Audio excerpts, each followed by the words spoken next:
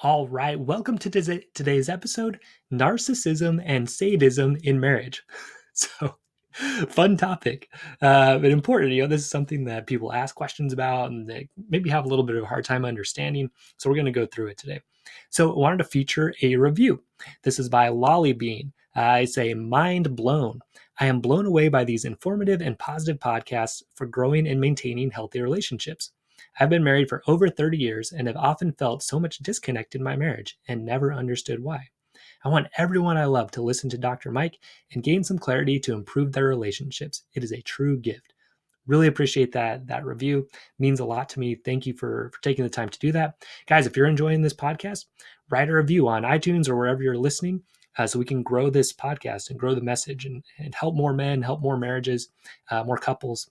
I know it's not just men listening to this, so helping couples, right? That's the goal, helping marriages. So what is narcissism? So dictionary definition says selfishness involving a sense of entitlement, a lack of, so the definition says empathy, but we're going to explain why that's not quite right. So a lack of compassion and a need for admiration. So selfish, entitled, lack of caring about other people, and a need for admiration. That's narcissism. Okay. You're probably thinking of some people right now that match that description. So maybe a politician, maybe a professional athlete, people that just kind of get under your skin because they seem so arrogant, right? And don't seem to care much about other people. Another definition, this is more like psychological or psychoanalytical definition, self-centeredness arising from a failure to distinguish the self from external objects, either in very young babies, which would be normal, or as a feature of mental disorder. Or what we're really talking about here is narcissistic traits, which is just, this sense of like, it's all about me is the way I would describe this. It's all about me. The people around me, they're just, here to serve me. They're either going to be an obstacle in the way of what I want, or they are an vehicle to get me what I want, or they're just irrelevant. So this comes from the book Leadership and Self-Deception. Great book. And really, to me, that's the key of it, right? Is if we're narcissistic, we fail to recognize the people around us as people, right? As people with their own desires and dreams and fears and all of that. And we see them as an object just in relation to us, right? Very self-centered, very selfish. So a narcissistic person, they're always trying to prove that they are superior. And they're trying to prove that to other people and to themselves. Okay, it's important to them. So maybe they are just saying how good they are at things all the time, or how much money they're making, or how, they're above other people. Okay. So I used to do this a lot. I still do it sometimes. Can't admit mistakes. Okay. Unless it's sort of like a ploy to seem superior. So they might apologize, but it's mainly to sort of get some social mileage or an advantage. Right. They're going to exaggerate their achievements and talents, say that it's maybe better than it was, or they were a little bit, above what they actually were. So for myself, right, I would often say that, I could be the best at anything if I really tried, right? That I inherently, if I really tried, I could be better than anyone at anything, So I believed that for a long time. And, that's narcissism, right? That's, or I'd say stuff like, well, I could have beat you, but I didn't really try that hard, right? At a sport, for example. Narcissism, right? I couldn't be seen as below anybody. I had to be seen as above. So a narcissistic person will belittle or look down on other people. Oh yeah, they're I'm more righteous than them. I'm keeping the commandments better. I'm not doing this, or I'm making more money, or I have more friends, or whatever. I'm better than these other people in some way. Okay, a narcissistic person will take advantage of others to get what they want. A narcissistic person is frequently envious of others and tries to make others envious of them. So, I would often look at other people and say, man, I wish I was more like them or had more money than them.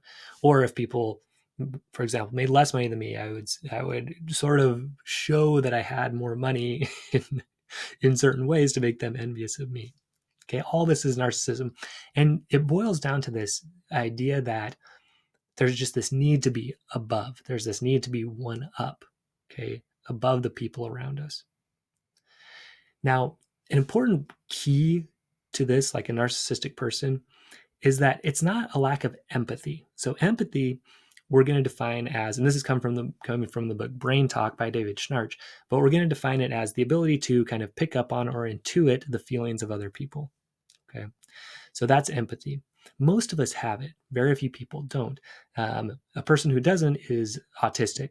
Okay, so if you meet someone who is genuinely autistic, they really can't pick up facial cues. They can't pick up body language. It's not connecting with them. If you watch the show The Good Doctor, this is going to be a good example. So if the people around you act like Sean, the main character in that show, so go and watch it, but he just doesn't get it, doesn't connect, can't pick up on anything. And it's kind of funny, the stuff he says and all that because of that. But most people, that's not the case. Most people really can pick up on the feelings of others. And this is the hard thing to see, is that it's actually just a lack of compassion. It's a lack of caring about the feelings of others. So a narcissistic person can see the way he's impacting others or she's impacting others, but they just don't care. Okay. Or they'll just even use that, right? They'll use those feelings to their advantage. Oh, this person's feeling like I'm really cool or I'm really great. Okay, let me feed into that so I can feel even better. Oh, that person's feeling like, they're not as smart as me. Okay, well, let me even prove that a little bit more to them, that I am smarter than them. Okay.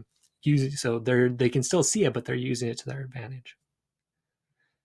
So other words for a narcissistic person might be selfish, arrogant, manipulative, okay, an a-hole, a d-bag, right, a jackass. These are the types of words you'll use to describe a narcissistic person. And it boils down to that. They're selfish. They want to be above the people. They want to outshine everybody around them. They want to seem like they're the best. Okay. So that's what narcissism is in a nutshell, wanting to be one above. Okay. And seeing the emotions of others, but actually using them or not caring about them. So you may notice that you have some of these traits, normal, that your spouse has some of these traits, normal. Okay.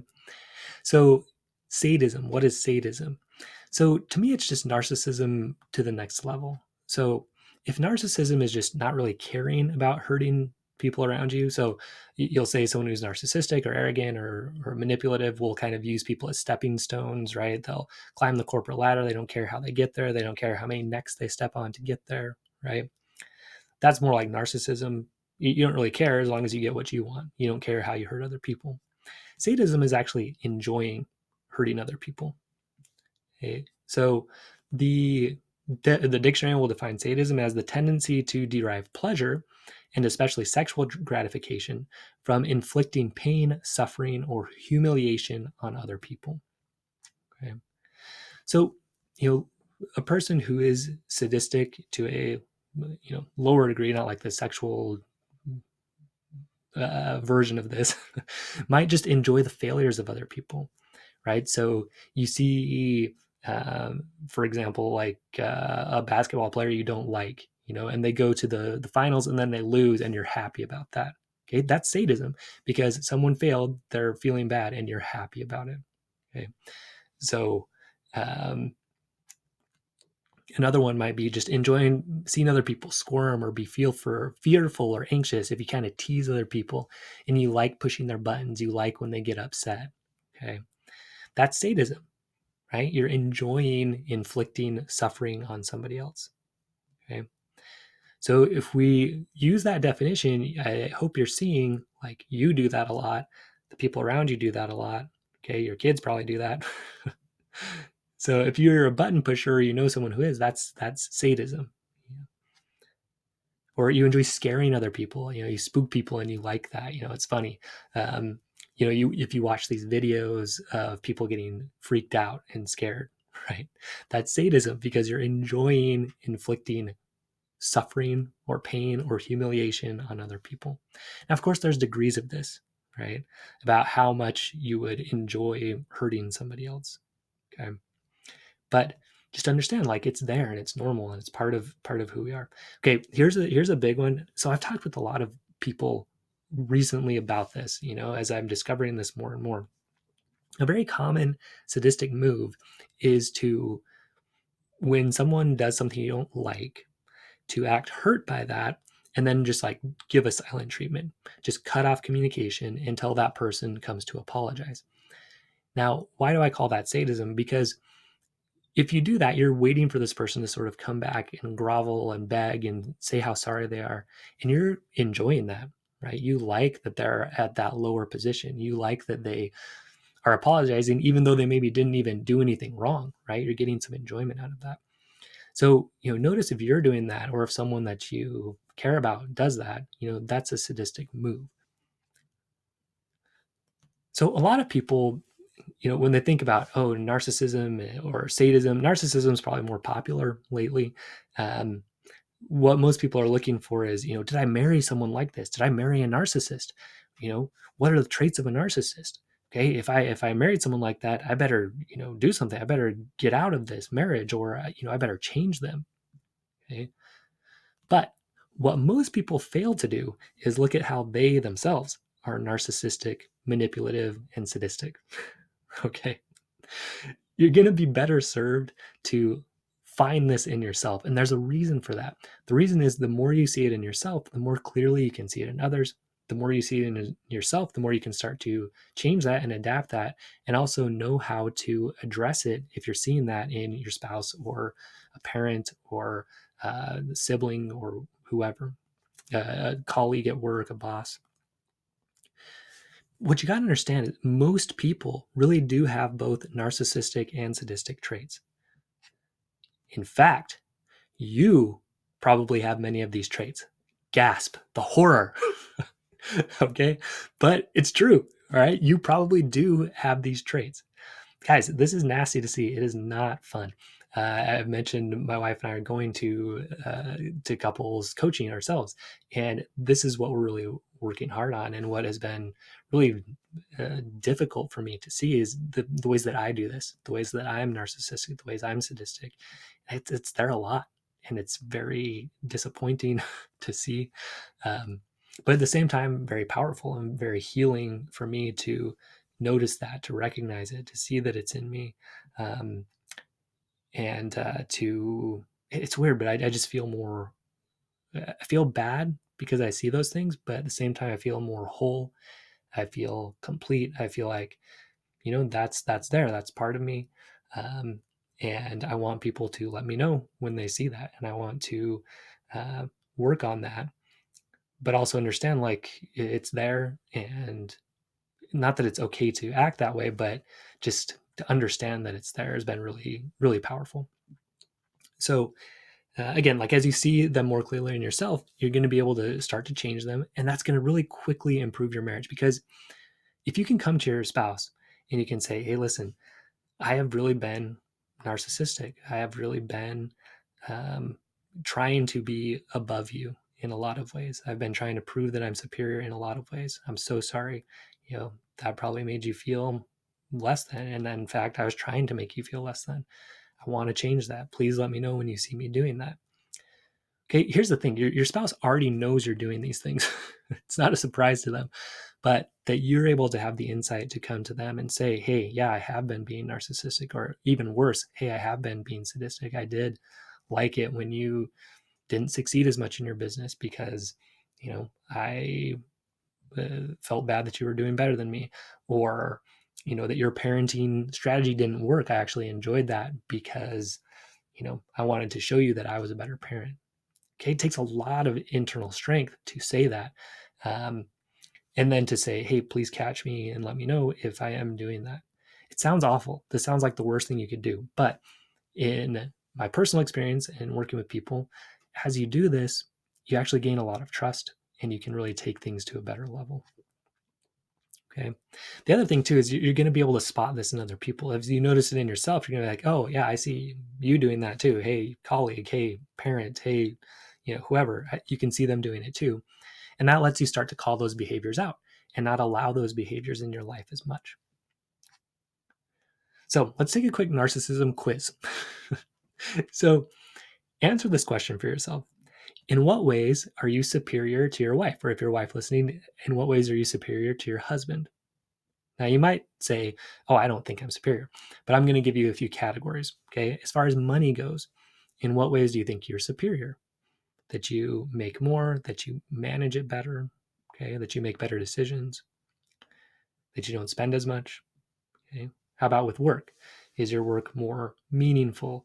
Do you make more money, or is it more uh, charitable or more impactful on the world? Is it superior in that way? With in-laws, is your family better than her family? With sex, is your approach more useful or better than hers? In parenting, is the way you parent better than the way your spouse parents? In religion, is your religion better than hers, or do you live your religion better than she does? In athletics, are you more athletic? Do you have more friends? Are you smarter in school, right? Or just smarter in general? So if you answered yes to some of these, so in what ways do you then try to show your wife, either directly or indirectly, that you're superior to her? Okay. Maybe it's very directly. It's like, hey, look, I make more money. Or maybe it's more indirect. So this is one that yeah, this was nasty to see, but I saw that I did this to my wife where um, even I've done this on the podcast. I've for sure done this on the podcast where I have tried to make myself seem so much better than her and kind of get some sympathy, right? Oh, she's been through this, and then sex is hard, and woe is me, and look what a long suffering husband I am. I have for sure done that right here on this podcast, and I don't want to do that anymore. Okay, I'm not this perfect guy that I like to present myself as. I'm not. Um, and I'm seeing that more and more clearly. And it's hard to see, but at the same time, very good and very powerful. So that's me. Like, I'm indirectly doing that on the podcast, right? I'm saying, look at what I'm doing. Like, I'm working on my marriage and my wife isn't. Basically, is what I'm saying. And I want people to see that, which is not true, but that's how I'm presenting it. you know. So another place I've done this is in my own family, where I have kind of, made my wife seem like she couldn't do some of the things I wanted to do, and so, you know, she was the bad guy, right? Or even in our therapist asked us to do something, and I said, well, I'll do that, but I don't know if my wife will. So that's what kind of sparked me seeing all this, actually, was how often I do that, how often I kind of throw her under the bus. But it's worse than that. I actually, put her under the bus and like it. I enjoy it. I'll get into that in the sadism, but just think, right? How are you, if you think you're superior in these areas, money, work, in-law, sex, parenting, religion, athletics, school, just smarts, whatever it is, how are you showing that? How are you trying to prove that directly or indirectly? Okay. In what ways are you trying to get her or other people to recognize that you are superior? Okay. How good does it make you feel when someone says, oh, you're such a great husband, look what you're putting up with, or you're such a great wife, look what you're putting up with, right? How good does that feel to you? How are you trying to get people to recognize that, right? So if you answered yes to any of these questions, congratulations, you have narcissistic traits. And it's okay. All right, it's okay. Most of us do. So a quick sadism quiz now. Now that you realize you're a narcissist, let's see if you're a sadist as well. You probably are. So when you see your wife below you in one of these areas, okay, so in money, if she or so you're taking down a notch, okay, so in money, if you like take money away from her, or if she makes less than you, or she's making more and then she has like a bad month or something, you know, or with work, right? If her her work isn't as meaningful, or she's making less, or with in-laws, if her in-laws show that they are not as great as they thought they were, or with sex, if she is kind of called out that the way she's approaching it isn't that good, or you um, won't do something that she wants to do sexually, or for women, right? If your husband wants something sexually and you're saying you don't you're not going to do that. Okay. Or with parenting, where you see her strategies fail. Okay. Or with religion, where she's questioning it and it's not getting her what she wanted. Or with athletics, if you score a goal on her, guys, these are all coming from a lot of these are coming from my experiences. When we were first dating, we were playing basketball and I like stuffed my wife when we were dating. This is so bad. Or with school, if you see her get not as good of grades as you, okay, so she gets taken down a notch or she's below you. Here's the question: do you enjoy it? Okay?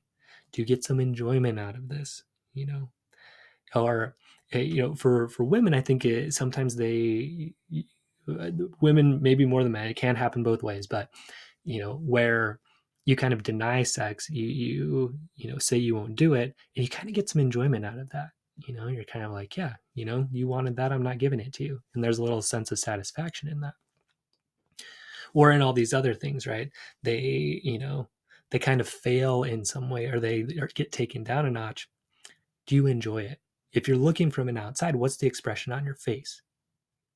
Is it compassion, where you're like wanting to suffer with them and you're saying, oh man, I'm so sorry that happened, how can I help you?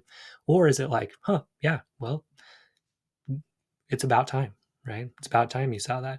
Or is there even a smile on your face? This is what I saw that was so nasty for me to see in our therapy session, right? Was that I could see that when I had put her in that situation, my wife, I had said, oh yeah, I'll do this, but I don't know if my wife will, and I had to, like, the therapist had to like really help me see this. I didn't want to see it, but eventually I saw like the what was on my face was like a little smile, like a little smirk, that she was suffering and struggling with it.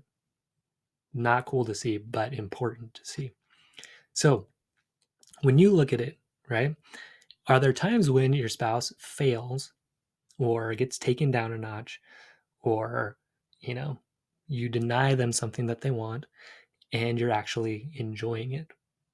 Okay, if you answered yes, congratulations, you have sadistic traits.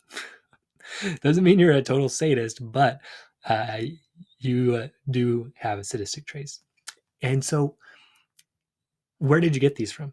Most likely, narcissistic and sadistic traits, they were modeled at home by one or both of your parents, and you picked that up and you kind of blocked that out. And then you started doing it in your own marriage, right? We tend to do that. We tend to mimic what we see.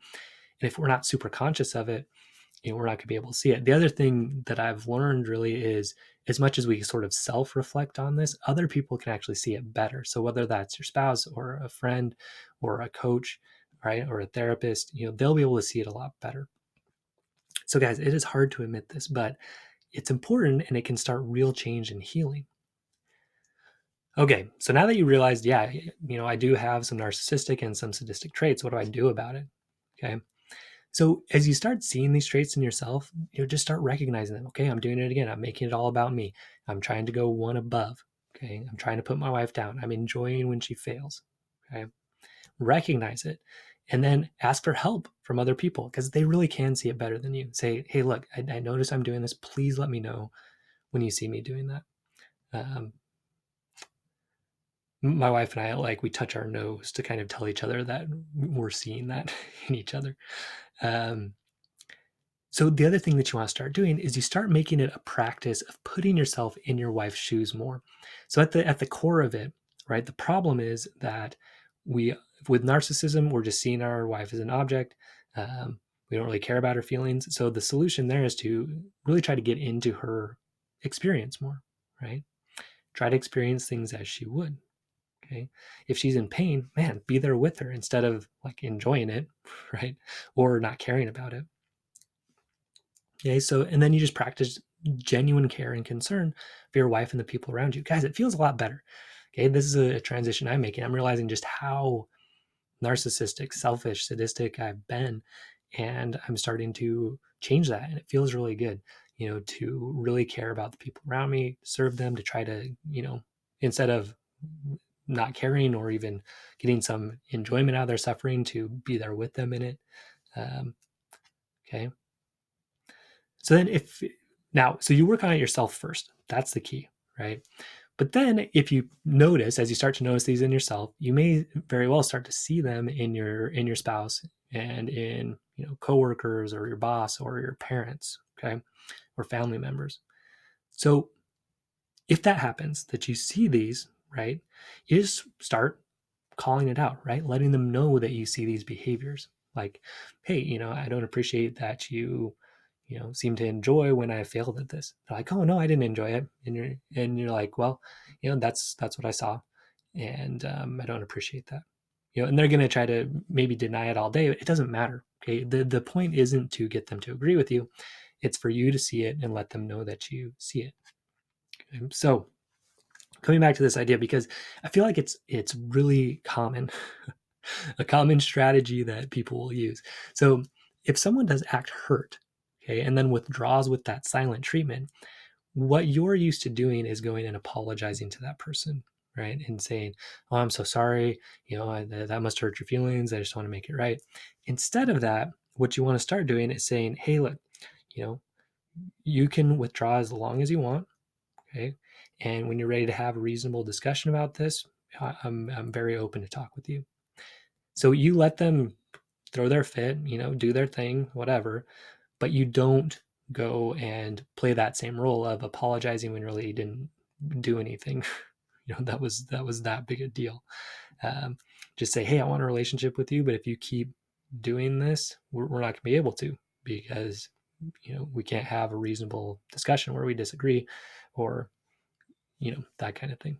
So that's what you can start doing. So in summary, narcissism, the way we're going to define it, is needing to be one up on your wife and the people around you, wanting to prove, yeah, I'm superior. Okay. Along with that is not really caring about their feelings or using those feelings to your advantage. Okay. Making it all about you. But kind of the best way to conceptualize it is, am I trying to make myself above my wife? Okay. And to put her down because of that. This ties back to the mosquito idea, right?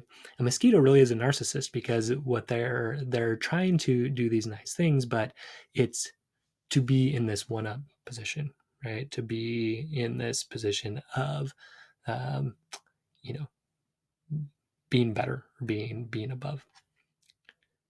Right? So that's narcissism, trying to be one up all the time, making it all about you, selfish, arrogant. Okay. Sadism is actually enjoying the pain of the people around you. Okay? So enjoying their failures, enjoying their anxiety, enjoying their fear, right? Getting some pleasure out of that. It's like payback in a way. It's like, yeah, okay, yeah, you've put me through so much suffering. Now it's your turn, okay, and enjoying that. So watch for these traits in yourself. Be honest yourself. Ask for feedback. Other people can probably see it better than you can.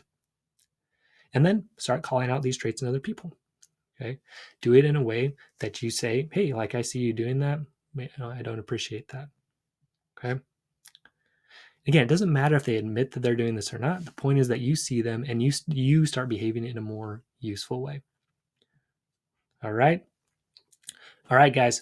Tough one, but hopefully very helpful. Look at yourself, see if you're behaving in a narcissistic or sadistic way. Start paying attention to it and changing it. You're going to really love what happens. As again, it's very counterintuitive, but as you see this in yourself and you admit it to your spouse, it really goes a long way to improve your relationship. All right. And if you are ready to take your marriage to the next level, come over to MikeFrazierMD.com and we'll work together. I'd love to be your coach if you're ready to work hard and have fun doing it. I work with individuals and couples to really create better relationships, better marriages, and just a better life. So I'd love to work with you. So stay strong. We will see you next episode.